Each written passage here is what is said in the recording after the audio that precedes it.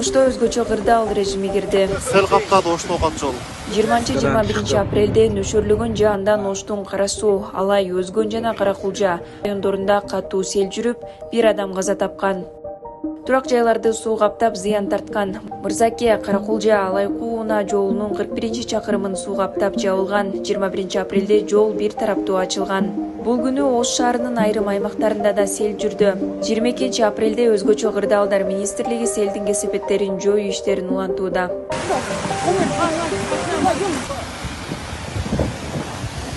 لا حول ولا قوة إلا بالله.